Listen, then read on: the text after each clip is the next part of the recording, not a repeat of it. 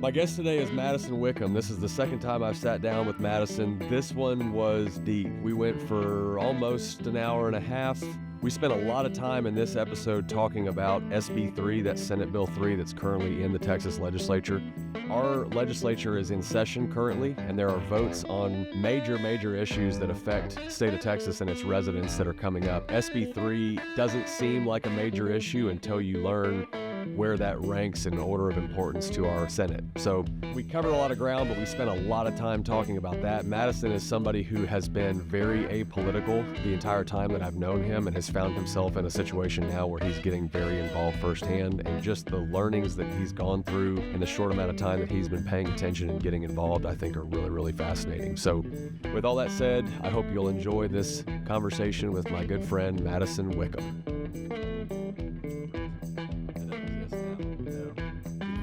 So we took over. So grass that tall, and then the bison would come and eat. Correct. The tall grass. In those areas they weren't eating the tops of the grass, obviously, but the manner in which those animals impacted the environment, built the top layer of soil, where there was just massive fertility when Europeans got here. So all of their writing was, you could take any seed, any plant, stick it in the ground, and it's going to grow like gangbusters. Right. And then the incentive was, well, how much can we grow here? Yep. Well, boy, we could grow a lot more if we're just planting our crops, growing them, harvesting them, then tilling, then planting the next crop. It's what we call being short-sighted. Being short-sighted. Yeah. So there's a book that I read. There's a guy named Roy Bedachek, I think was his name. My grandpa gave me this book, and it was about Texas settlement. He talked about how in some places, particularly in Central Texas in the hill country, where now you drive around and it's all just limestone, there was as much as 3 feet of topsoil that now is in the Gulf of Mexico. Hard habits to break. Gulf of Mexico, Gulf of America. But that all that topsoil, when tillage started and then rains happened in the spring after the till happened, then you had a couple inches of that topsoil that just got washed into the Colorado River and dumped into the Gulf. So wild. That's why we have all these limestone fields now that have just seas of cedar. That didn't exist before. I'm just trying to get my St. Augustine to grow in thick out in the suburbs. Yeah. It's cool to think about, man. Like the concept of managing a property that could not go back to the way it was created to be. Right. Because it's just not possible. It's not possible anymore. But you can do a significantly better job than what got us to this point, right? Like you can do some reversal. You can improve the soil even more. You can emulate what God would have intended for how nature would work. And instead of taking those 17 cows and putting them in a 20-acre pasture and leaving them for a month, you take those 17 cows and you put them in a 1-acre paddock within that pasture with some temporary fences and a water trough, and you leave them for a day.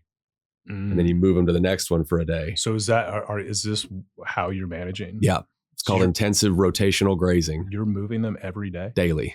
Do you have a horse? No. I mean, our property's not that big where I can't just walk out there and do it, but that is awesome. Yeah, it's cool. And the whole theory there, I haven't seen many guys that are doing it in Texas and have done it for years to kind of know what the result is. But there's guys there's a guy I follow in Missouri who, when he buys a piece of property or he leases a new piece of property, he starts this program with his cow herd. He's got, several herds of 300 head, but he's moving them into these big areas and rotating them through. And after 3 or 4 years, whatever is in the seed bed. So there's native seeds for all the native grasses. There's, millennia of seeds that live dormant in that seed bed. Really? Yes. What is the seed bed? So that, like in the topsoil or in the layer below the topsoil, those seeds are being choked out by weeds, by introduced grass species. So seeds don't go bad. They're totally viable still. Huh. So after 3 or 4 years of doing this rotational grazing, you start to see native grasses come back. That is cool. Remember Joel Salatin that went on Rogan a couple years ago? Polyface Farms. He's like a big, outspoken regenerative ag advocate. I know that's I've heard the regenerative farming discussed quite a bit. And who's the big they sold Epic Foods. Oh, that's Taylor Collins. Yes, who was actually he was at Austin High when I was there. Really? Yeah, and his wife, something West. Yeah. Katie West, maybe. But yeah, they were like It is they're Katie. both Austin High Maroons from my era, and they're crushing it. He is one of the first people that introduced me to this concept, because when they sold Epic Provisions, they bought a ranch outside of Fredericksburg, and they're doing rotational grazing with bison. Yes. So once a year they did. I don't know if they still do. Force of Nature meats. Yep. That's right. With Robbie Sansom, I think is his name. Robbie something or other. But yeah, they do a bison harvest every year where they take a non-reproductive female, a female that hasn't produced in several seasons, and they cull it from the herd, and you get to go out there and go through the whole process with them. It's like Handmaid's Tale. I don't know. Is it? It was cool though. A cool thing to be a part of. That is sick. I didn't realize that you were that deep into the raising cattle. There's something to it, man. There's something to it's clearly what you are supposed to be doing, because I'm 40. I've met a lot of people. You're maybe the only person I've ever met who has the who's uniquely qualified to raise cattle and to do it in a regenerative way. Like, that's clearly what you're supposed to do. It's kind of a weird thing to pivot to. It's a beautiful thing to pivot to. Yeah, I'll tell you, Madison, it's we've talked about this a bunch before, but hearing God's will for you or hearing direction is never an audible thing. At least it's not for me.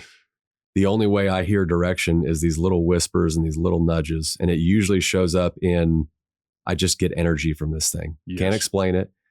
It's just when I go and I do this thing, I lose track of time.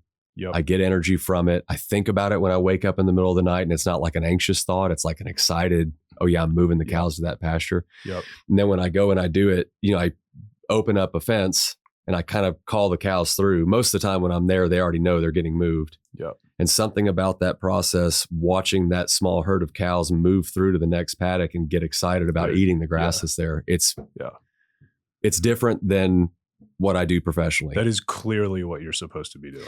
It's a thing that can't be done quickly. No. I can't go out and buy. All the best things cannot. That. Yeah. All the things in my life that are meaningful, friendships, my relationship with my wife, the family that we're building, the business that we've built. You could not have done it fast. Nope. It wouldn't have worked. You can try, Yeah. Lots of people do. I certainly did in my younger years. Yeah. And, but we are cursed as the instant gratification generation. So we have it in our heads that things should happen quickly, but I can't think of anything that's really worth doing and of real value that can be done quickly. Yeah, I think you're right. And I think that when you're in an environment, particularly a business environment that tries to accelerate that process, let's go raise a bunch of cash. And that is like that to me is the fundamental issue with capitalism, is that like I've as a capitalist, as an entrepreneur building businesses for my entire career, I've thought a lot about capitalism, and I've contemplated, like, is it evil? Like, is capitalism evil? Because that's what there's a lot of people that are like, capitalism is evil and we should get rid of it, right? I mean, I'm obviously not one of those people that believe that, but I did struggle with that concept, because you see a lot of evil things that capitalism does, and you also see how capitalism largely pulls us, what we were talking about earlier, into this like artificial pace that is out of sync with the natural pace that we're supposed to be operating day to day. We're supposed to wake up with the sun and go to bed when the sun goes down, right? Right. And that like natural pace is, we go camping, we get to experience it again, right? You come back and you get sucked right back into this artificial pace. And I have had this very interesting experience with capitalism over the last 5 years building THC Provisions, where we have, as best as I could imagine doing it, we've been building this company without getting overly wrapped up in the artificial pace and taking our time with things. And it's radically different than how I approached the first leg of my career and my first business, which ended disastrously. And it's just so fucking interesting that, like,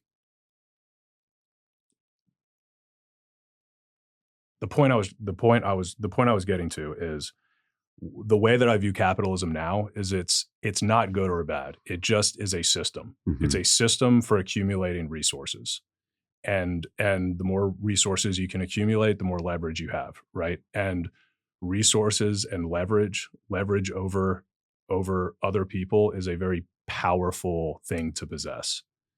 And if you are an out of balance person and you don't have a really, really strong moral foundation, you will probably get seduced by that power to use it for things that are not good things. And you'll probably come up with all sorts of justifications for why you should be able to use this power for whatever self-serving purposes you have. Yeah. But it's really just a system for accumulating resources. And then it's the person or the group and the values of the people that then accumulate the resources and possess the power and the leverage. What do they do with it? Right.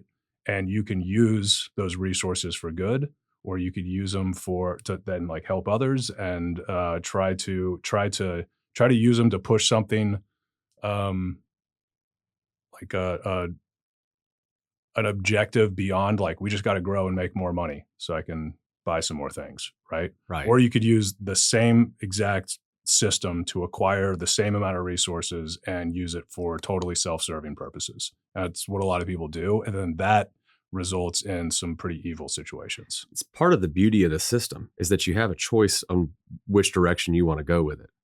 Because if the system required you to do things a certain way in some veiled attempt to keep it from getting corrupt or to keep power from taking over and people making evil decisions, it would cease to be as special because you get the choice of what you want to do with it. Yeah, it's like it's like that is the free will. That's the free will, right? And what's interesting about it is it's there actually are rules to the game, and if you really want to win, then you got to acquire the resources and use them for good. Because the game is not simply acquiring as many resources as you possibly can. That's right. And a lot of people think that's winning the game. Yeah. And then they get stuck in this perpetual, like, well, I'll just build another business and win more points. Yeah. But that's what leads to like deep emptiness. That's what leads you to be a gray-haired old man with a Ferrari in the garage and your 8th wife and be miserable. Yeah. Or you sell your fucking company to private equity and blow your brains out because you don't know what to do. Yeah. You know, and that is a tragic story as old as time. I've heard Jordan Peterson tell the story of why kids are so special. The thing that makes kids so special is that they are this thing that is vulnerable. And that if you, as a parent, you're constantly worried about your kids getting hurt, you know, having other people pick on them, you know, losing a kid is like a parent's worst nightmare. So in order to combat that nightmare, you might be inclined to make the kid 10 feet tall because then nobody could step on them, and make their skin of steel because then they couldn't get cut, and their bones of steel because then they couldn't break a bone. But if you built a kid to be invulnerable, they would cease to be special because you don't have that vulnerability anymore. Right. Dude. Yeah. It's like playing Minecraft on creative mode. You can't die. Right. It's like, it's only fun for a little bit. Then it gets really boring. Yeah. It's only fun when it's got constraints and options, and you can be this thing or you can be this thing. And yeah. I like, my best guess at what all of this is and why we're here and what we're doing. Tell me, Madison. That it is it's like some sort of boot camp for the soul. And there are rules to this game. And there are legitimate objectives to strive to complete. And that's like God's will, not mine. God's will is giving you the right instructions. Like, that's the voice in your head that you're supposed to listen to, and ignore all the other chatter coming from the wrong motivations. So as somebody that, when I met you, you weren't really in this mode of like, what's God's will for me? Not at all. And you now, when we talk, this is a frequent topic of conversation. It's the only thing I care about. You talk to people who are still sort of struggling with that concept, and Right. you hear a lot of like, well, it's God or the universe, whichever way you want to put it. Do you see those as synonyms? Are God and the universe the same thing? I went from my parents were 0% dogmatic. They both have spiritual beliefs. They raised my sisters and I with, as it relates to religion and whatnot, basically said, nobody knows what's actually going on. Here's what we believe, and you got to figure out what you believe, which is an absolute blessing. And I'm so grateful for that. But it did cause a lot of existential dread, which I'm also grateful for, because it's gotten me to this place that I'm at now. But what's interesting about it is I have no dogmatic programming. There was no like, these are the rules. This is what you have to believe, which a lot of people that grow up in organized religion, they're like, no, this is the only way. And so, yeah, right. That's the way I was raised. Right. And so what it's led me down this path of like, oh, what do these people believe? What do they believe over here? And just exploring lots of different belief systems. And the thing that I've concluded is every one of them is talking about the same thing. There is one God. Like there's this like classic atheist argument that's like, well, there's 8,000 gods and I only don't believe in one more God than you, right? Because you believe in your God and you believe all the other 7,999 gods aren't real, right? So I'm just saying that your God also isn't real. Which is a clever way to frame it, but I think it's the wrong understanding. All of the different religions are just frameworks with stories and characters that are intended to explain the one God. There is one God, whether you're Hindu or Buddhist or some Christian, there's one God. And you don't need any gatekeeper. You don't need any special deity. You just need to align yourself with this infinite source of light, love, and wisdom. That's what it is. I don't know what the fuck it is. I'm going to call it God because that's, yeah.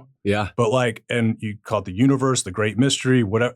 The problem with talking about this stuff is all of the words have so much, they mean different things to different people. And some people are just so turned off by even the word God. Yeah. A lot of baggage associated with that term. Which is crazy because throughout the entirety of human civilization, God has been central to every civilization that's ever existed. And then we decided to excommunicate God from modern society and replace it with money and capitalism, basically. But all the things, replace it with alcohol, replace it with Chris, our good mutual friend who has been in AA for 16 years. I've gotten a lot of my like beliefs from secondhand information from AA. Yeah. One of the things that he said a long time ago that just stuck in my head and just makes so much sense to me is that we all have a God-shaped hole that most of us are filling with things that aren't shaped like God. Cigarettes, booze, pills, cell phone addiction, fucking even positive things, exercise regimens, diets, building a business. It's like we're all grabbing for things outside of ourselves, trying to fucking shut, like God's inside. God is like, it's an internal thing. and you can fill yourself up with it. And all of these other things are just moving you away from your alignment with whatever that is. Yeah. I in my own experience with God, especially as an adult man, with all of my background in Baptist church and chapel and, having Bible class and all that, you really don't find your footing, or I didn't find my footing in that until I started to talking to God as though it was a real person and not just this concept of, oh, it's God or the universe. You don't find many people that pray to the universe. So praying to the God as a almighty being that's in control of things and that can steer me if I will allow him to was the catalyst for me to start to hear those whispers and to get those little nudges and then start paying attention to, okay, where do I feel like this is supposed to go? What is the right thing for me to do here? And it didn't really happen for me until like into my 30s. Yeah, same. So you find, people find the concept of God in different ways, but for me, that was the avenue of approach. Was I know I'm not the most powerful thing, and like another AA concept, I know I'm not the most powerful thing. So let me talk to whatever the most powerful thing is as though it's a literal being and see what happens. And, it happens. I don't know how. I've been thinking a lot recently about this concept of think about all of the knowledge you have in your head, every bit of knowledge, everything you know. Of all of that knowledge, what is firsthand confirmed by you versus something you read or heard from somebody else? It's an interesting thing to contemplate. Because I can be absolutely confident in firsthand knowledge, and I'm highly skeptical of secondhand knowledge. And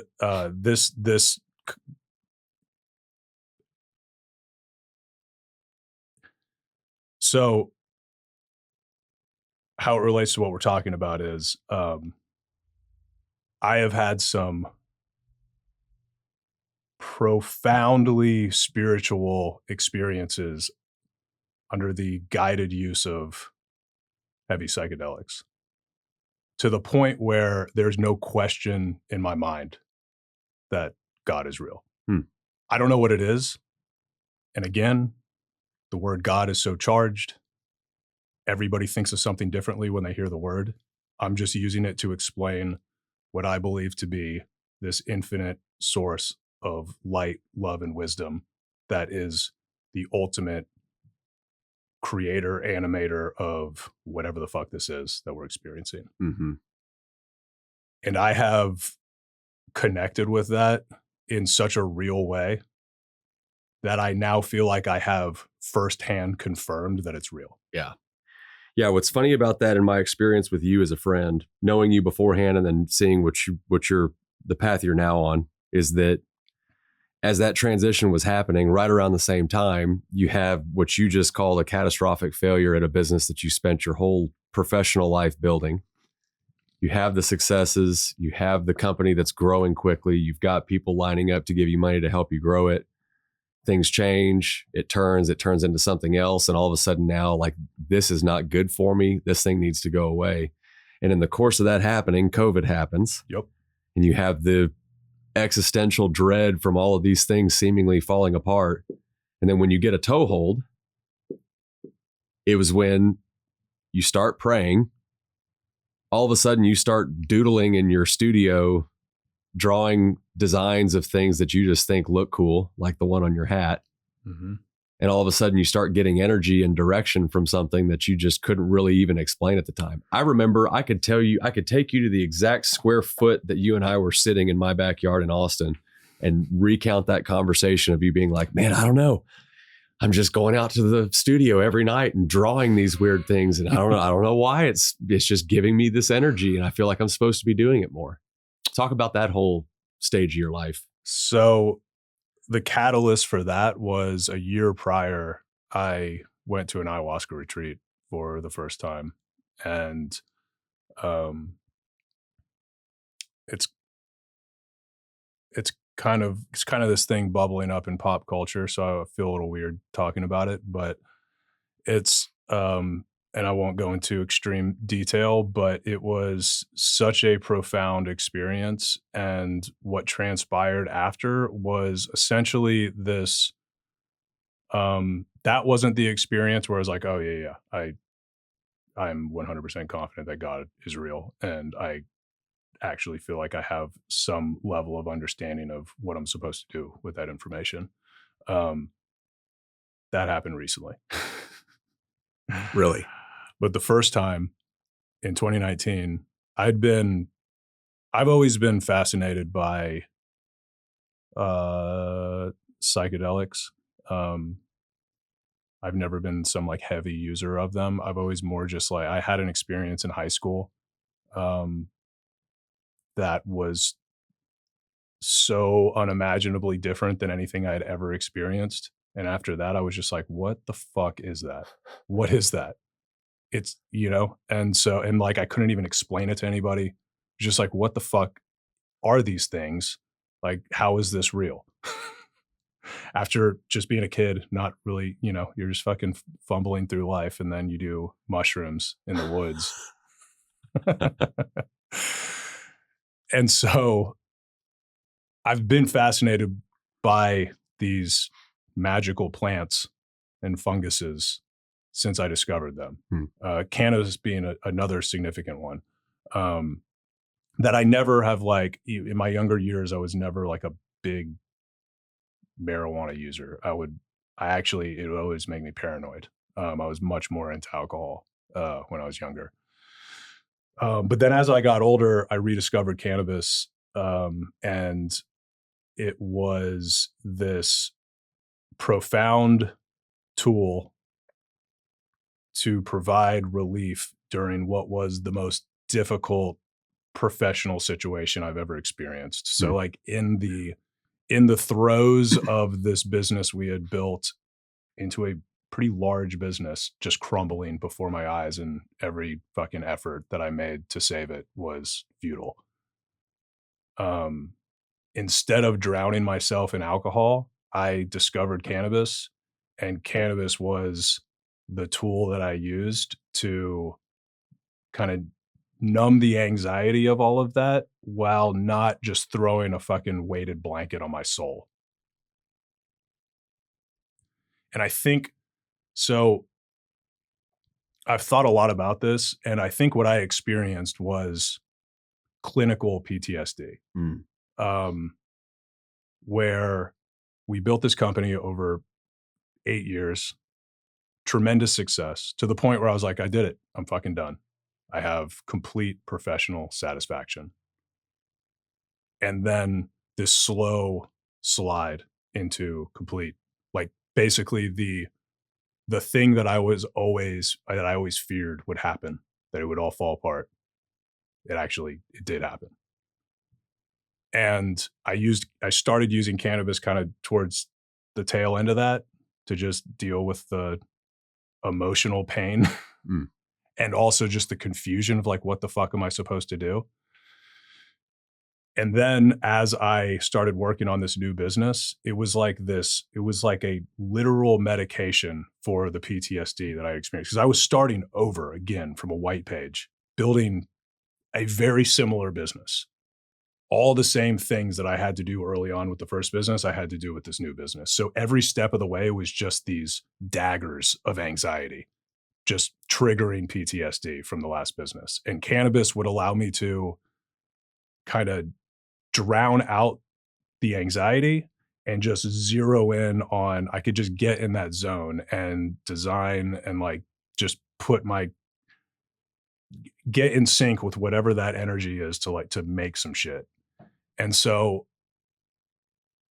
I'm kind of going off on a tangent, but This is the direction I wanted to yeah, go, so keep but going. I'm now 5 years into building this company, and I don't need cannabis anymore. I needed it then. It was like it was a medication. Mm. It was a natural medicine that I was using to manage this severe emotional trauma that I had just experienced. But I've also been doing therapy for the last 3 years. I've been reading all sorts of religious texts and like really kind of forming my personal beliefs about what the hell's going on here and what it is I'm supposed to do here. And like, I've been doing all of the things to actually resolve the underlying emotional trauma. And it's pretty much gone. Not that I'm like trauma free. I'm now still in therapy. I still have a whole lot of shit to work through, but the progress that I've made as a direct result of cannabis as a alternative to pharmaceutical drugs, and then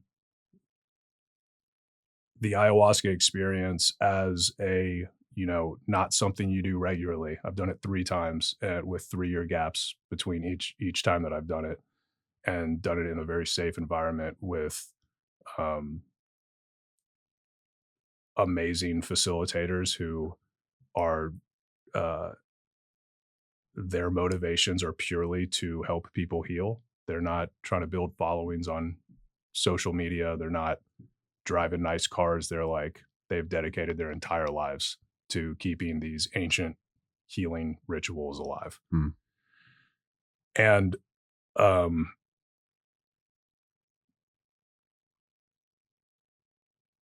what was the point where were we going? We started on cannabis use, and the thing that I wanted to hone in on there in your story that you just told is that there's I think a very flawed correlation between using something like alcohol to drown out or stomp down the feelings that you have. You characterize them as PTSD, but the emotions that you have from going through something traumatic, having your professional life fall apart before your eyes, like your worst fear professionally actually happening. Yep.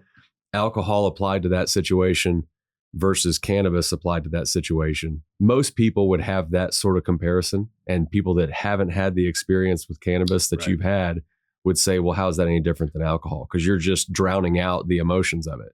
Firsthand knowledge versus secondhand knowledge. There's a lot of people that are anti-cannabis that are all of their beliefs about cannabis are secondhand knowledge.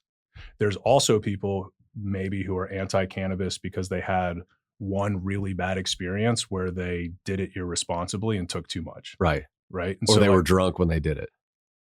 That was my first experience. So if you, and dude,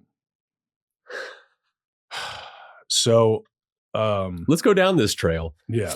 Well, yeah, I'm trying to, so it's a weird thing to talk about because one, I don't like glorifying things like ayahuasca and like people, because again, it's another thing where people are like, oh, ayahuasca is going to heal me. Oh, these shamans, I'll worship the shaman. It's like people worship it.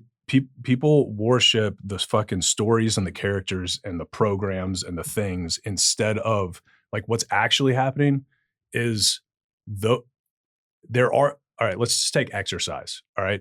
It's really in vogue to get on like a serious, dedicated exercise regimen. I'm going to work out every day, and there's so many people are like, this is my church. I got to get to the gym. I'm going to force myself to get to the gym every day. And it does lead to physical healing. It leads to mental health benefits. Right. But it's not the exercise regimen, and it's not even the exercise itself that's healing you.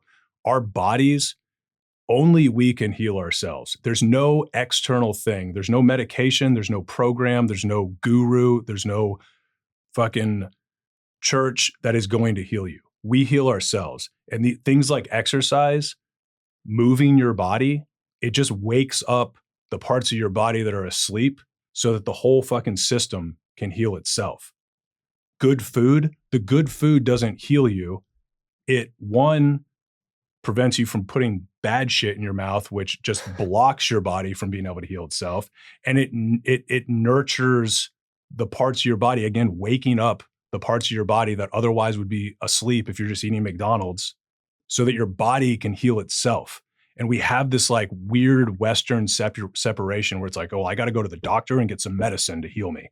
And it's like, sometimes I fucking took Lexapro for a year, and it was I feel the same way about Lexapro that I do about ayahuasca.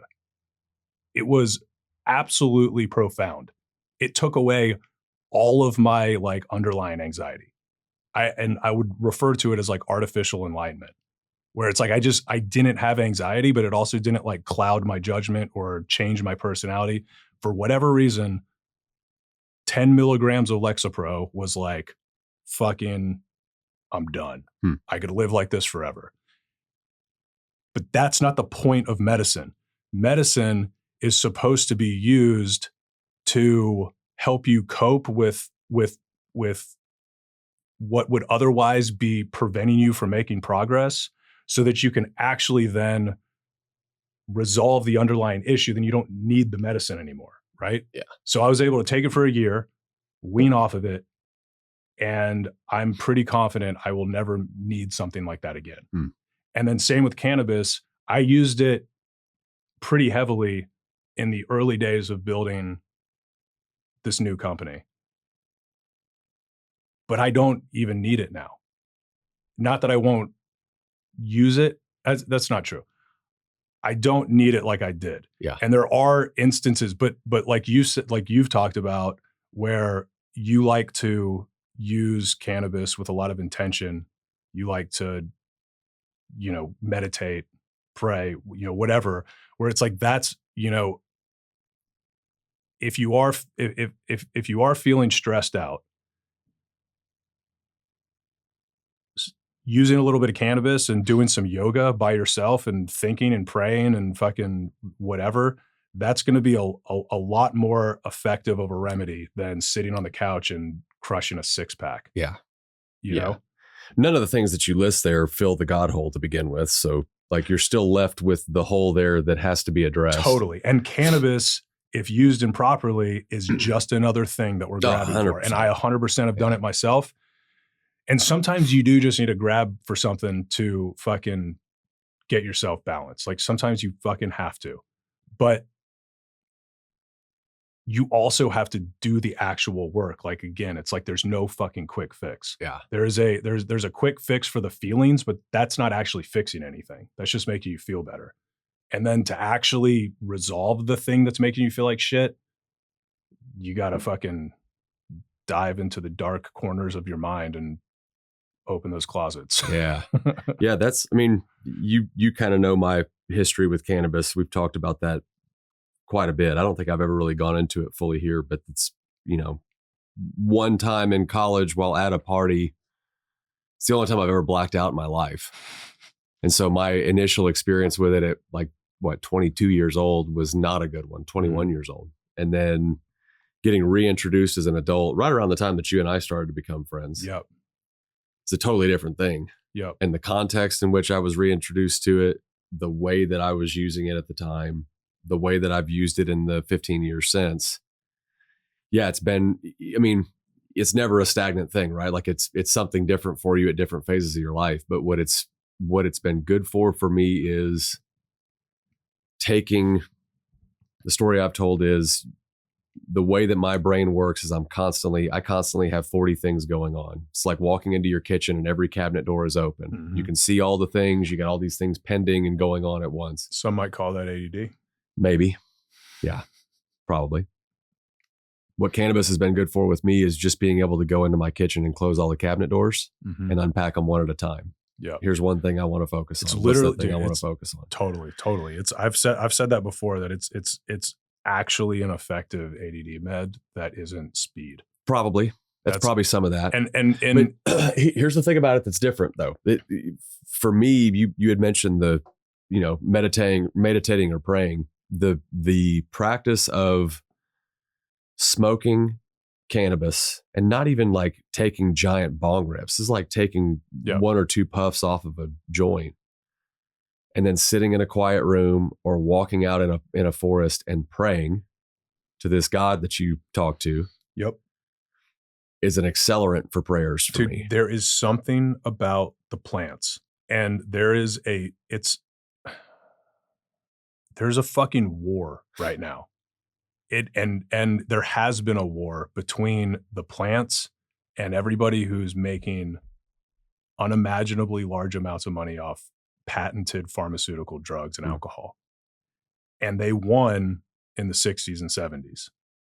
But now we have the internet and they don't control the information. So their reefer madness tactics are not nearly as effective as they were in the 60s and 70s. Yeah. Okay. So this is the left turn. This is the turn into the conversation I wanted to have with you. Every note I have here is based on your recent appearances at the Texas legislature.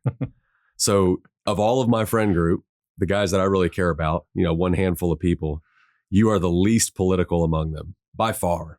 Like you and I have talked about that a bunch. Yeah. You're tell me if this is an accurate representation of you, but your concept of politics most often is I could give a shit. Like it's not going to affect me. There's nothing I can do to change it. I've actively avoided politics since the COVID lockdowns. I was never super into it, but I would read some shit just like, I need to be informed. Yeah. And then COVID, I was like, I couldn't go 15 minutes without checking Twitter. And I was like, oh my God, we're all going to die. It's killing 20% of the population. It was like early data with like people were putting all sorts of wild shit out there. And we were like, everybody we know might die, including us. Yeah. Right. And then I don't remember the catalyst, but at one point I was just like, fuck this. I deleted Twitter. And then I was like, I think it was like, as it was like, we're all going to die. No, it's not that bad. Yes, it is. No, it's not. Yes. And then it was just like, who the fuck am I supposed to believe? Fuck all of this, delete the app. And then I literally stopped consuming any news at all. You washed your hands of it completely. Mm-hmm. And then every time it would come up in conversation, you'd be like, we're all going to die soon. I would just try to steer the conversation to something philosophical. Yeah. And definitely apolitical. I would say you're the most apolitical person I have in my friend group. Yes. But then all of a sudden, you're appearing before the Texas legislature in a nice sport coat. Talk about that whole process. How does that pivot happen? So my stance on it has always been, I'm not saying that political issues aren't important. And I'm not saying that they don't have real world effects on people. And I'm not even saying that they don't have real world potential negative effects on me.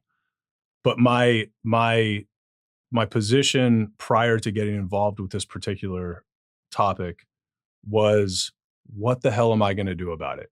Why is there any value? As an entrepreneur, I'm constantly trying to figure out how I can aim every bit of my effort and focus on things that are going to produce real value. What's in my control? Yes. And not just money, like real value, like value.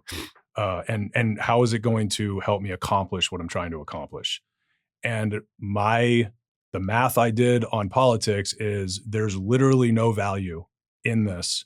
Me consuming it, me talking about it, zero value in helping me accomplish the things I'm trying to accomplish. Right. And then this particular issue, Dan Patrick's THC ban bill, that emerged.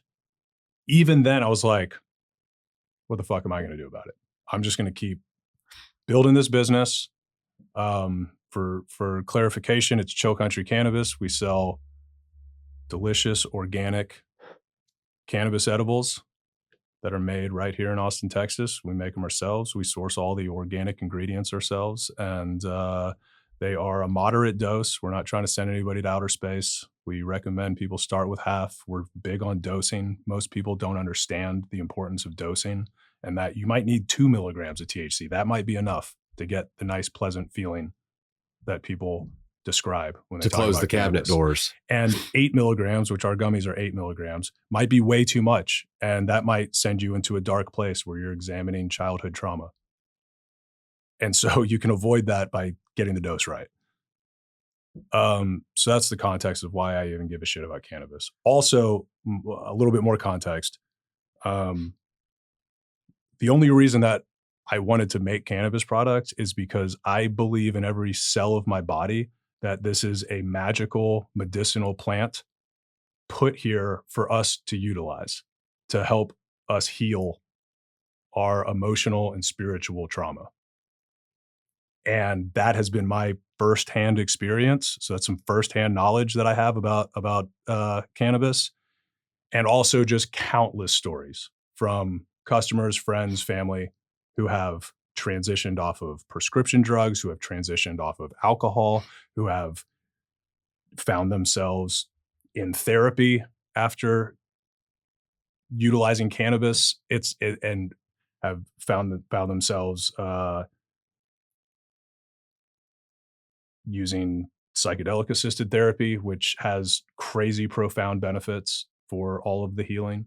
And so I just believe that it is an absolute crime that there are a handful of old people sitting at the Capitol who can tell us that we're not allowed to use a damn plant.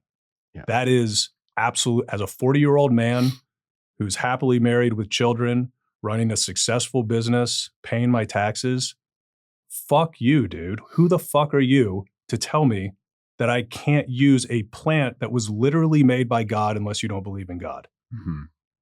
Yeah. It's, as a Southern Baptist raised conservative Christian family guy from Central Texas, born and raised. Yep. I'm not your typical cannabis guy. Nope. I wouldn't say, but that's been my experience with the plant too. And so all of my motivation, so back to the political stuff. So there's this bill, SB3. Senate Bill 3. Senate Bill 3. It's Dan Patrick's little pet project bill. Dan Patrick, whose campaign is financed by Big Alcohol and Big Pharma. This is Lieutenant Governor of Texas, Dan Patrick. Lieutenant Dan. Yeah. And it's my understanding, but first of all, I don't know shit about politics. Everything I know about politics and Texas politics and legislative process, I've learned in the last 6 weeks. But I have had this crazy intense crash course. Firsthand experience. Yeah. So my position prior was politics are corrupt. There's nothing I can fucking do about it. We're not going to get into the lobby game. So why even pay attention to it? Just let me know what the rules are. I'm an entrepreneur. I know how to bob and weave around roadblocks.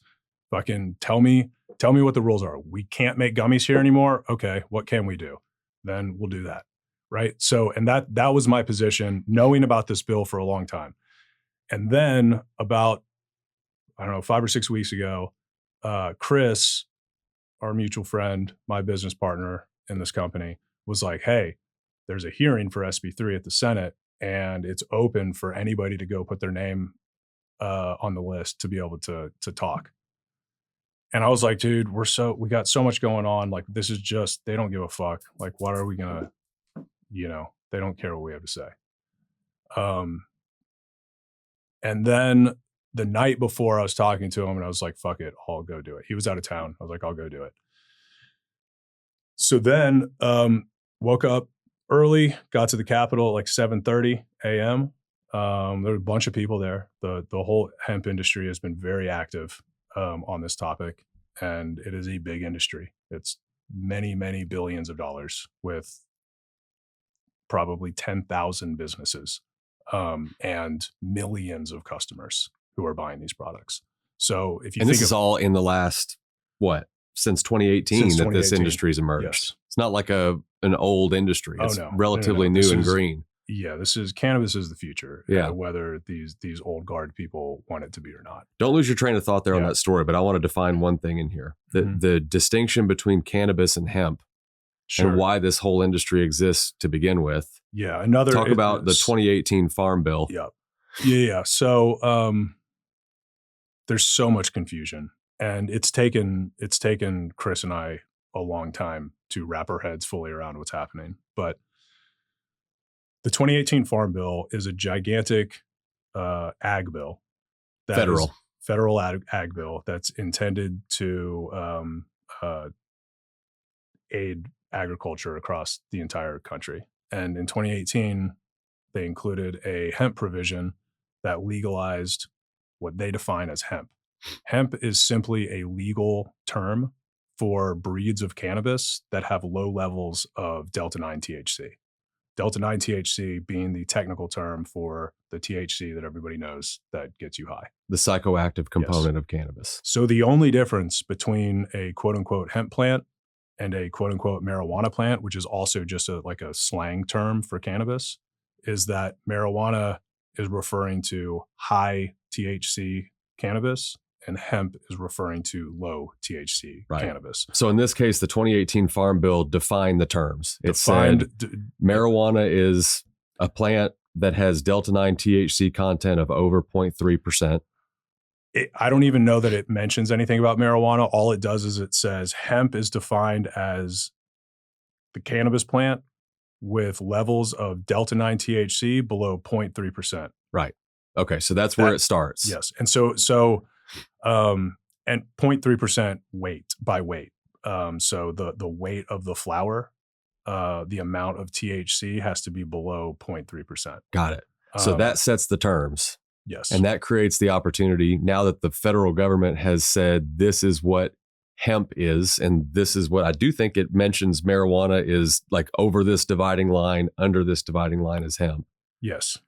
So then it creates the opportunity for an industry to emerge. Right. So it is the exact same plant, just different levels of the cannabinoids. Right. And typically a typical hemp flower would be I think 25-1 CBD to THC.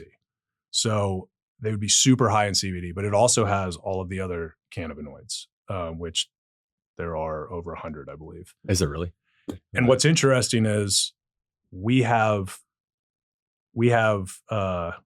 endocannabinoid systems, and everybody has everyone's endocannabinoid system is different. And that means the 100+ cannabinoids in the plant are going to interact with everybody's endocannabinoid system differently. So that's why different strains affect different people, why different doses affect different people differently. Interesting. And so the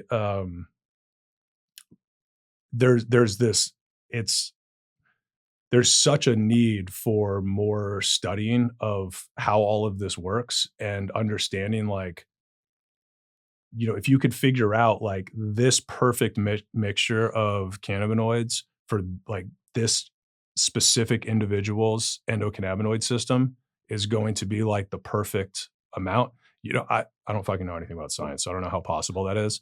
But at the very least, we should have a lot of options so we can all try different things, and we know it's from good sources, and we know like this one has this mixture, and then you could just experiment on yourself and figure it out. It's not a dangerous plant. Yeah. It's like, you know, especially if you use it responsibly. So it's like we don't even need to fucking science it up and give it to the pharmacies, right? We just what's the lethal dose? Let us use it like you let us use fucking vitamin C. There is no lethal dose. There is no lethal dose. Yeah. Be an adult. So let's go back. Not to say that it's not dangerous. Not to say that high doses of THC definitely can have some like some severe negative effects, particularly in young people. And so it's, you know, at some point everything needs some level of regulations. I'm a free market capitalist, but I'm not anti-regulation, right? I think that the current hemp industry needs regulations to get rid of bad actors, get rid of sketchy products. There's this huge problem where I'll go back to the story and explain a little bit more about like the specific problem that's going on with hemp. So I go to the Capitol for the SB3 hearing. This is the first hearing they have. This is SB3 is the bill that's originating in the House. And again, this is what Dan Patrick is pushing the hell out of this bill. And bills are numbered by their importance. So this is the third bill. So very, very important bill for Dan Patrick in the Senate. And so put my name on the list at like 7:30 a.m., sit there for 8.5 hours and watch what basically just confirms everything that I was going to say, that Chris and I wrote the testimony the night before. And I sat there and watched for 8 hours them confirm everything that I wanted to say. And it was so infuriating because, first of all, it's like, you know how like Nepo kids. What's a Nepo kid? Like nepotism, where it's like someone gets some like sweet job just because, you know, whose kid they are or whatever. And then they never are like that great at it. They never have to be very good at their job. These politicians are like Nepo kids where there's such a low level of accountability that they don't have to be good at their jobs. So they don't have to do research. They don't have to come up with really compelling arguments for why their bill should become law. They can be super lazy about it. They can reboot debunked reefer madness propaganda, do a whole fucking dog and pony show, kangaroo court, bring in ridiculous witnesses that are saying what they were told to say. And it was like a bad play. And as somebody who has a ton of firsthand knowledge about the cannabis industry at this point, I've been building this company for 5 years. It was blatantly clear to me that none of them had any clue what they were talking about. And that then is like, okay, well, what is the motivation here? And the more you dig in, you're like, oh, well, the pharmaceutical industry, and particularly in Texas, the alcohol industry, they do not like cannabis. Why? Well, because it is an existential threat to their top selling products. What happened to your alcohol consumption when you started consuming cannabis more regularly? Literally zero at this point. Not because I don't want to. Yeah.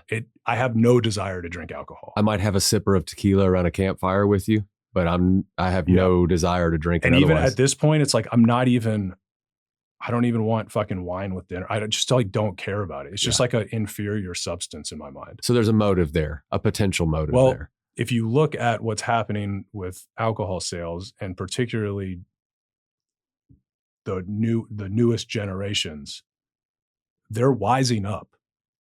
Alcohol has had this monopoly on our ability to manipulate our consciousness, which is insane. That it's like the worst of all of them. Of all the things you could do to manipulate your consciousness, it's the worst. And alcohol is so dark. Yeah. It's so dark. And they dress it up. It's like, dude, it's like fucking the devil hiding in plain sight, wearing a nice suit. It's like they somehow dress it up as like it's synonymous with having fun, with good times, with getting together with friends. It's alcohol. Alcohol is like it's just like, yeah, we're going to fucking have alcohol. But if you look at the absolute destruction that alcohol causes, it's the darkest shit ever. And it's like all of that is somehow ignored. And it all goes back to regulatory capture. So they have this system. Okay, in Texas, there's the tiered system that is used to control the manufacturing and distribution of alcohol. And there are 3 companies that control all of the distribution in Texas. And it's Twin Liquors, Specs, and Total Wine.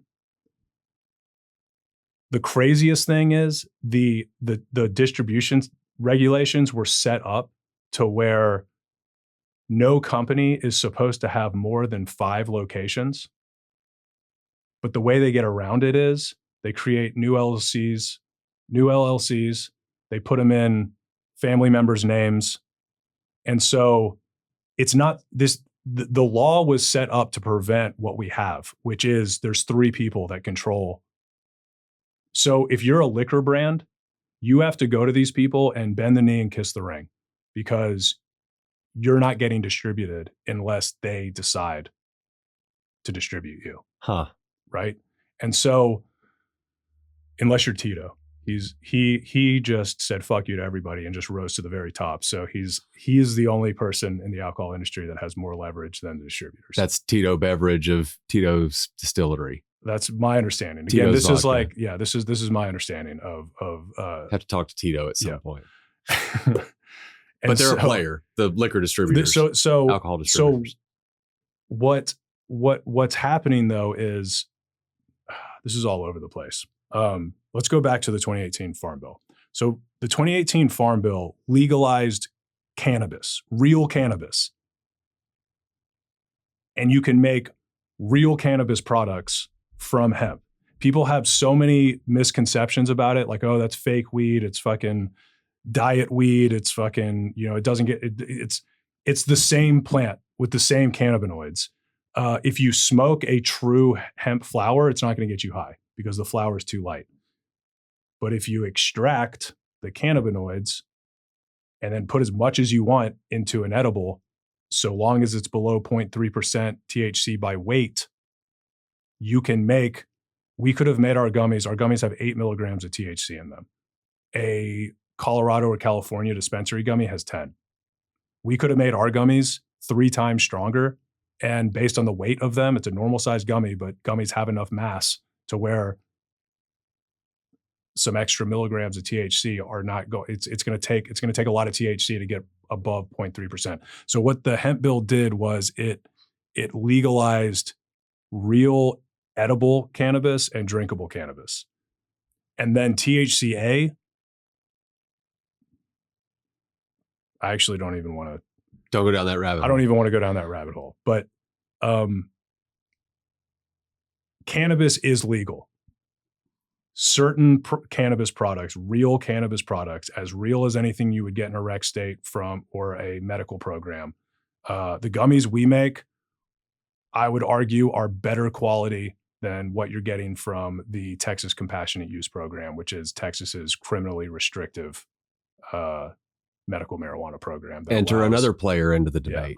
Yeah, exactly. This was the thing that was interesting to me about it when I was researching for this visit, was the players that are in the game, one of them being the alcohol distributors. Yep. They have an influence and obviously have a motive. Yep. And it's not hard to track where the motives go through lobbyists to influence the way that politicians create bills and support bills. Yep.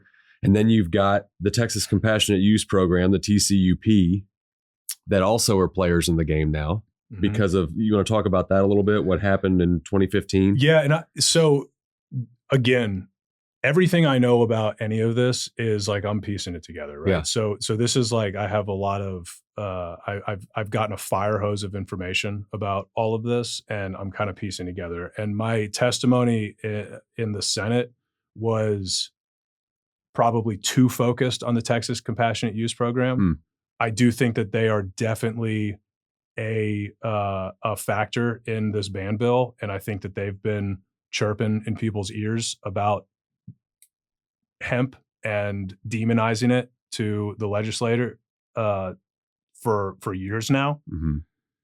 But I think the more I've dug in, the more I think alcohol is actually the big driving force here. There's more money behind it. And what's interesting is it's there's even like fractions within the alcohol lobby. So there's the beer distributors who absolutely hate hemp and cannabis and think it should all be immediately banned, because particularly the beverages, because you're literally like, am I going to take this one? Or am I going to take this one? So it's like a direct replace. It's like beer 2.0. Yeah. The cannabis beverages. And it's the fastest growing category in both specs and total wine. Twin has yet to enter the cannabis game. They're still sitting on the sidelines. But it's the fastest growing in both. And so it's a giant existential threat to the beer distributors.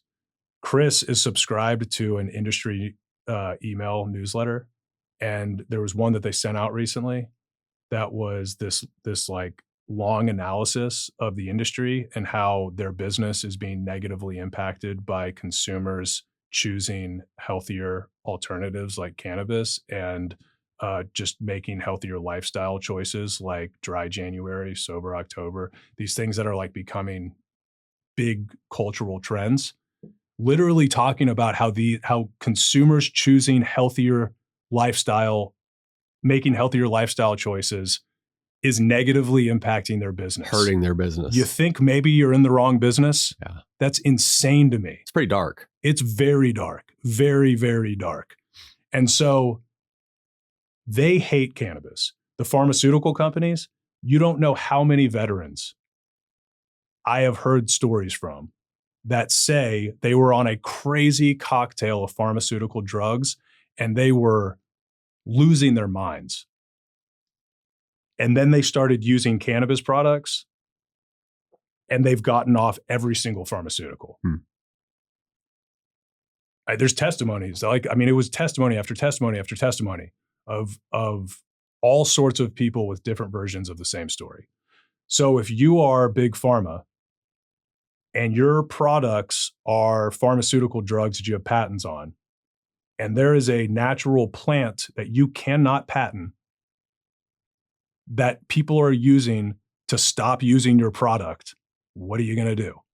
And that's where capitalism gets really dark. Yeah, this is full circle to what we talked about at the beginning of this. Yeah, that's where it gets really dark, because they are, at the end of the day, for-profit companies who have fiduciary duty to their shareholders and their board to do everything in their power to increase profits, increase sales. And so what do you do when there is a natural plant that's allowing millions of people to transition off of your product onto something that's never once killed a human in the history of humans? Yeah. What happens from here? Where does that bill stand? So we're sitting here on April, 19th, 17th, 2025? So Fat Lady has not sung yet. Where do we stand? I think that this is the very, dude, I think this is the very beginning of what is going to be a much bigger national spotlight on cannabis and these other plants, dude. Fucking New Mexico just legalized psilocybin. Another unbelievably powerful natural medicine that actually helps you heal the underlying issues instead of taking a pill every day for the rest of your life. Why is Texas not leading the way on this? This is the thing that, after reading about it for the last 2 days, really gets under my skin, because we seem to be willing to call ourselves a leader state in many, many other areas. The sad reality is that what I've seen firsthand, listening to the people who make our laws, particularly in the Senate, the House committee hearing that was more recent, that panel of reps was super refreshing and has begun to restore my faith in democracy. They were asking good, nuanced questions. They were humble about their lack of understanding of cannabis. And I could see them getting educated on the complexity of the situation in real time. And by the end, they all just seemed totally overwhelmed by the reality of the situation, which prior to that hearing, you could tell they had no fucking clue what was going on. This is the Texas House you're talking about. This is the Texas House. Yeah. Yep. And so, but the reality is a lot of our representatives do not actually represent us. They represent the companies they represent the lobbyists who represent the companies that pay them. And those companies literally finance their campaigns. So they don't care about, we can make a lot of tax money. Let's make a bunch of tax money and give it to the school. Like, they don't give a fuck about that. I'm not saying all of them. There definitely are some good players in politics, but there's a lot of them, particularly Dan Patrick. Everybody needs to not vote for that guy, please, in 2026. I don't give a fuck about politics. I'm not a Democrat or Republican, but that man is an absolute buffoon. And if you have any radar to judge whether or not somebody is telling you the truth, just go watch him talk. Go listen to him. And that before you vote, just make sure you watch some videos of Dan Patrick talking. I will say that I had no context for Dan Patrick prior to preparing for this discussion. Neither did I. And going and watching a tiny handful of videos over the last 2 days, it's not really hard as somebody who reads people for a living to see there's something going on there, that what you see on these little clips, or you see him talking in front of a group, does not appear to be a real human to me. Everybody can recognize the truth. And when somebody is not being truthful, unless you are totally wrapped up in ideology, if you go in with like no prior context and you just listen to this man talk, you're like, this guy is, I would never trust this man. Yeah. I tend to agree with you there just on where my knee-jerk reaction was. And you said something earlier that I wanted to circle back to because I think it's important. The way that these Senate bills are ordered in terms of the way that they're going to address them, the order in which they're going to address these issues are listed. The importance is represented in the number of the bill. Yes. So you have SB1, SB2, SB3 is the cannabis legislation we've been talking about this whole time, and it goes all the way through. What I looked at was SB1 through SB10 being the top 10 most important things for our Senate in the state of Texas to address during the Texas legislature. Have you looked at this list? No. I literally have not. Let me go through it really quick because this is freaking wild to me. This blew my hair back. SB1 is an appropriations or budget bill. It's the only thing that the Texas legislature has to cover during the session. Right. They have to approve the budget. It's the only thing that they have to do while they're there. Okay, so that's SB1. SB2 is the Education Freedom Act. This is the school voucher program. So this is the second most important thing to address in the state of Texas, according to the SB2 is? This is SB2. I thought it was HB2. Nah, I thought it was SB2. But that's maybe there's two bills about it. So then you've got SB3, Senate Bill 3, which is the ban on THC, which which is actually it's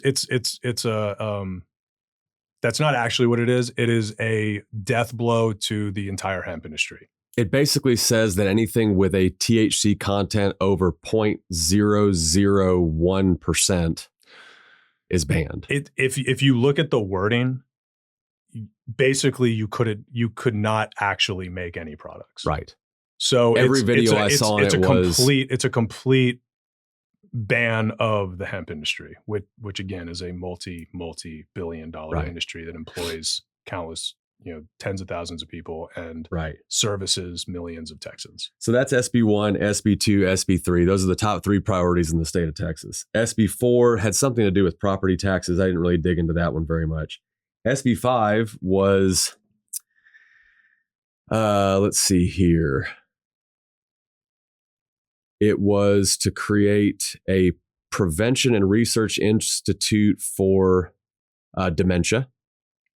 SB6 was electricity planning, specifically dealing with ERCOT and how we deal with big spikes in electricity consumption given all the people that are moving here. Less important than banning the hemp industry. So our electricity grid managed by ERCOT is less important to our Senate than is whether or not cannabis or hemp industry should be banned.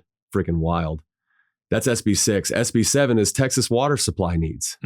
Yeah, obviously less important. SB6 and SB7 are less important to our Senate than dealing with this catastrophic cannabis issue, our ability to power our homes and have water supplies for our families.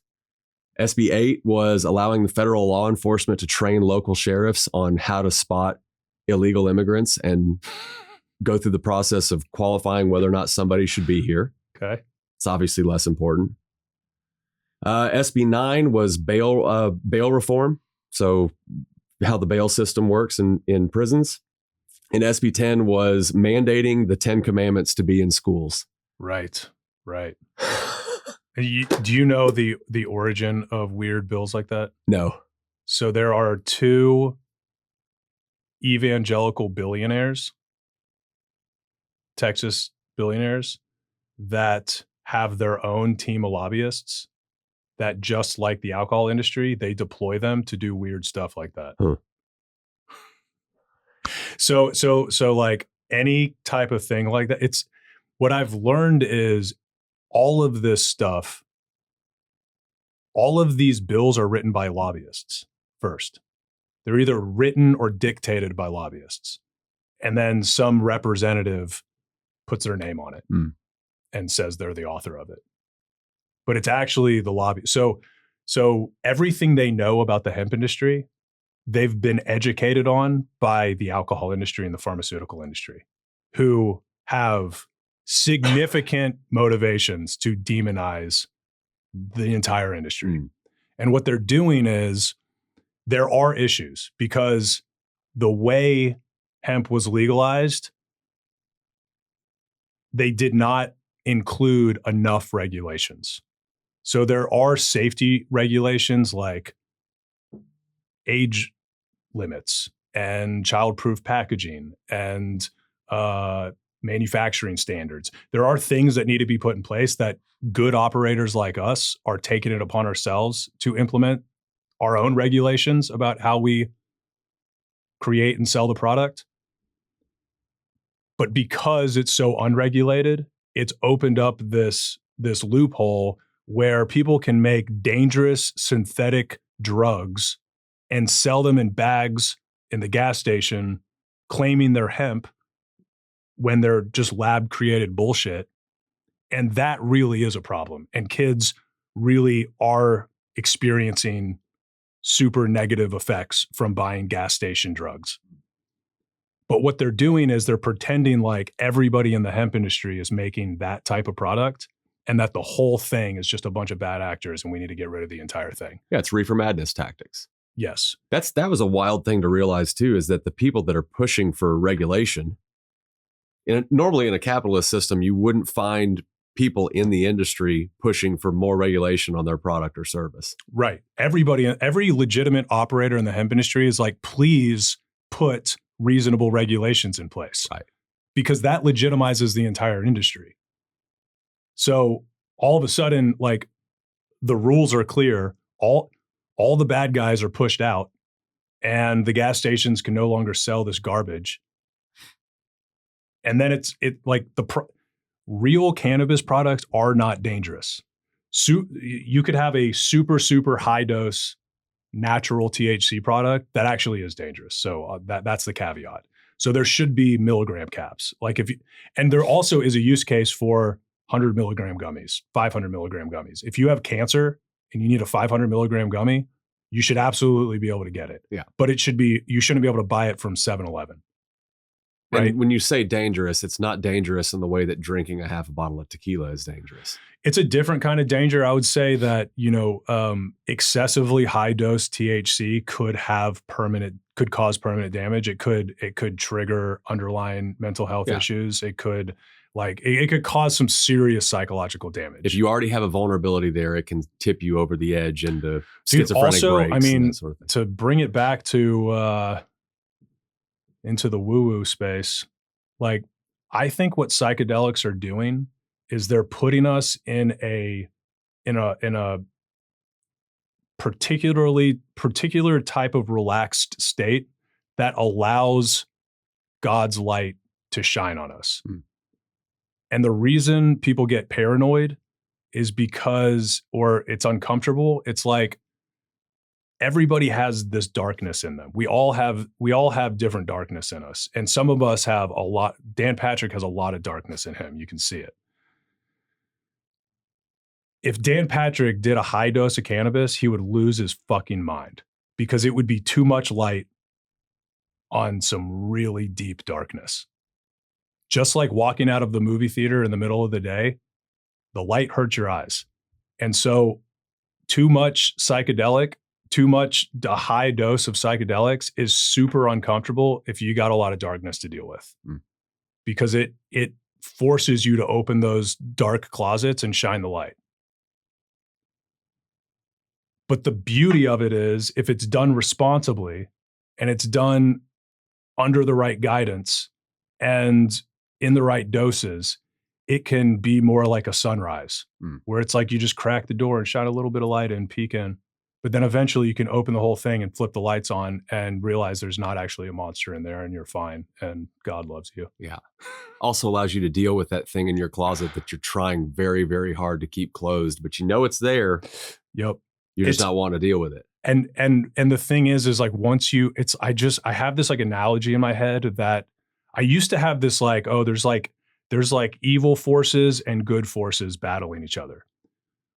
But what I think is actually going on is there is only one source, and it's God. There's only one source of light, and it's coming from God, and it's infinite. It's infinite light, infinite love, infinite wisdom, and it's available to anybody that wants to open themselves up to it. The darkness is simply a void of God's light.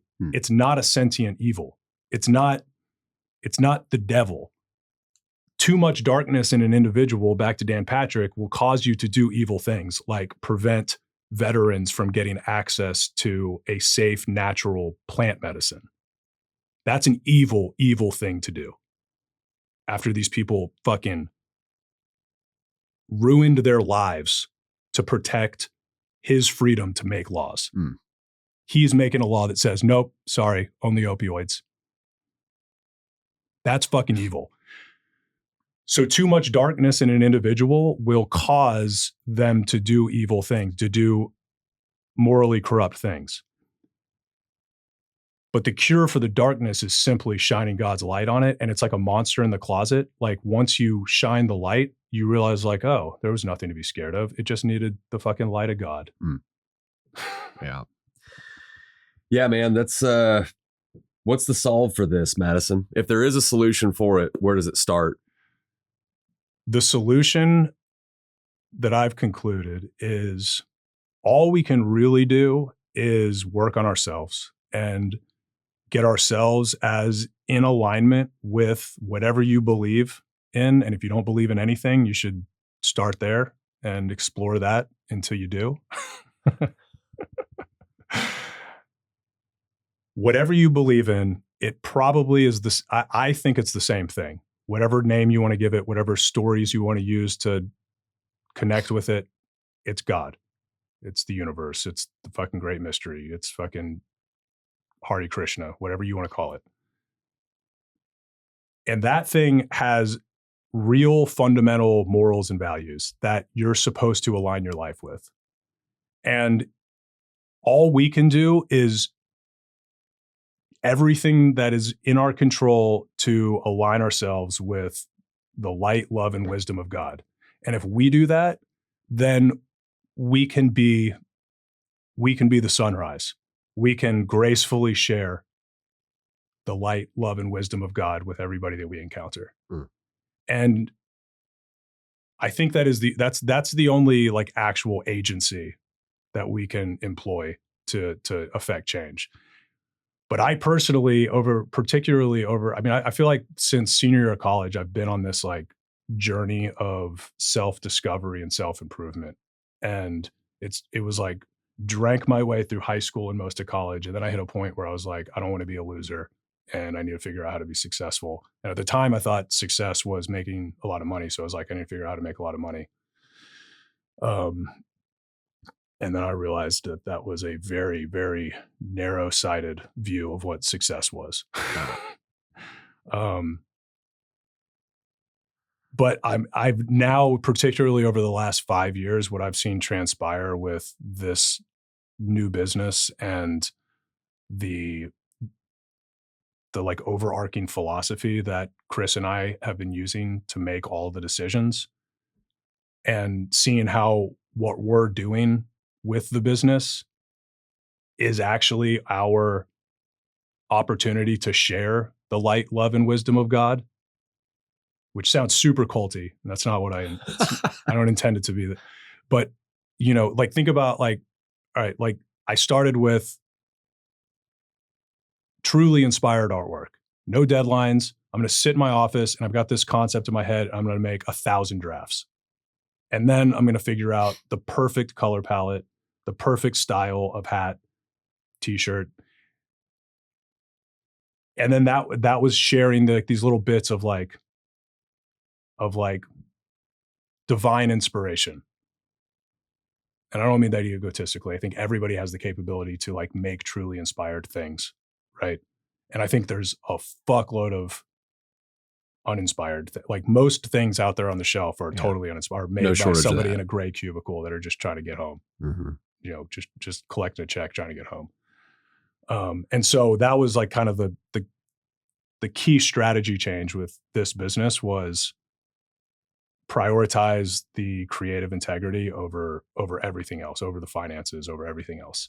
And that fuzzy, what started as a fuzzy North Star, kept us on track. And looking back at it, it's like, okay, well, that was like the beginning. And then now a little bit less subtle with moderately dosed cannabis products and beautiful original music through Chill Country Sessions, where we've recorded with 250 plus artists over the last year. and were sharing their music that they've spent their entire lives figuring out how to write and perform with hundreds of thousands of people across Texas, right? So this whole, I think we've talked about this before, but one of my good buddies is he joined the Hare Krishnas in Hawaii, my friend Brandon Cohn. And I fucking love talking to him about, it's like a sect of Hinduism. And I love talking to him about like their beliefs. And one of the things that has really burned in my head that he told me a long time ago is, I was asking him, I was like, so how do you justify like making a lot of money as like under your strict religious beliefs? And he said, well, they're God's resources, not ours. So it's just what you do with the resources.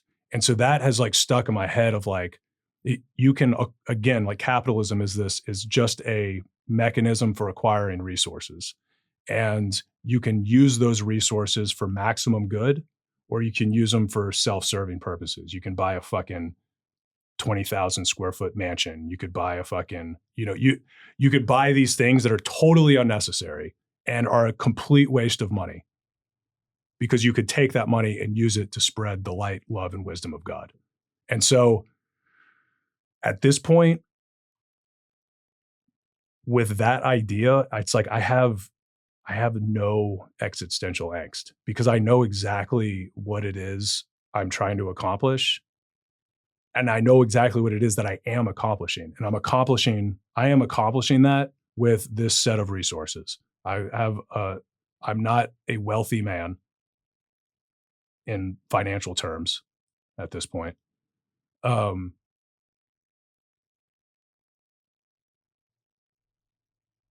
But I'm accomplishing the goal of keeping myself in alignment with these morals and values, and using whatever resources I have, which is increasing with this business, to genuinely put things out there that share the light, love, and wisdom of God.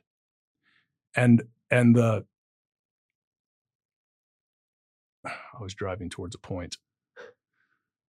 You're certainly on the path. I mean, as somebody that's known you for a long time now, relatively, and seeing sort of the things you were chasing 10 years ago versus what you're chasing now, you certainly have more clarity on the direction that you're going. As of recent, I have absolute clarity. It's like I can look back, like my whole life makes sense now, where it's like I see this through line and I see myself running jagged against it. But that jagged trajectory has been closing in on a straight and narrow. And now I can look forward and be like, oh, that's the path to walk down. And it's like, I have zero anxiety about the legislation. Like, okay, fucking, we can't make gummies. And this is not because we're in some like cush situation. Like, we're pushing our resources to the max. My personal finances are not like, I'm fucking, I'm not good for that long. Right. Yeah. So it's like, but I have absolute faith that we are being good stewards of the resources we have. And you said this to me, that when you can be trusted with the resources you have, that's when you'll be given more resources. He right? who can be trusted with little can be trusted with plenty. Yeah. And so I have absolute faith that regardless of what roadblocks are thrown up, there's always moves. And I've been up against big, scary obstacles so many times as an entrepreneur that at this point I'm just like, and every single time it's like, oh, I can't do that anymore, which is the thing I thought I was going to be able to do, that I'd been fantasizing my entire future around. And then it pushes you in a different direction where it's like, well, that wasn't it. It's this over here. Time to and it's like, oh, thank God that didn't work out. Right. You know, so like I'm not attached to us making gummies, even though right now it's like our financial saving grace. Yeah. Yeah. I think at some point you get to a place in your professional life or personal life where you recognize all the things that happen in your history that were pivots that at the time felt like a door closing and catastrophe. the ending of your business that you thought you were building your whole professional life around. Yep. But then when you have the benefit of hindsight and enough of those little instances where you realize, man, I'm so glad that didn't work out because it never would have gotten me here if it had. Absolutely. You start to recognize those forcing doors closing as, well, this is just me narrowing in on my straight and narrow that you put it as. Yeah, I think that's great. All right, so let's land the plane. What if somebody's going to follow you or follow the businesses that you're affiliated with? How does that work? Go to TikTok. Yeah, come find me dancing on TikTok. I've been getting active on my personal Instagram, so it's Madison Wickham on Instagram, and then in my bio, I've got links to the business accounts. Wickham being Wickham. Yes, sir. Word. Thanks for making time to come in again, dude. This is number 2 for us. It is. And then we got another one coming up with our mutual friend Mike Spadier here in a couple weeks. I'm excited to see what the topic. That's the first time. That will be the first time I've done a podcast with 2 other people. Really? Yeah. Yeah. We'll see if I can keep it on the rails. Do you already have topics? No, I don't ever come in with topics. This one was a little different because of all the studying on what was going on in the legislature, but usually I don't come in really prepared. Yeah. Okay. Yeah. So the other thing too is on the legislative stuff, whether or not you care about cannabis or hemp, you should care about nefarious actors in the government making laws that prevent good people from access to natural medicine. Like that seems like a fundamental human issue. And if you feel compelled, look up your representatives and send them an email or call them and tell them to vote no on SB3 and HB 28 is the other bill. HB 28 is the liquor lobby's bill, which destroys the entire hemp industry aside from THC seltzers, which would then be put in the 3-tier system that they control. Shocking. Can't make this shit up. Good place to stop, man. Well, I'm looking forward to seeing you in a couple weeks. Yeah, dude. Thanks for making time for it. Awesome. Thank you.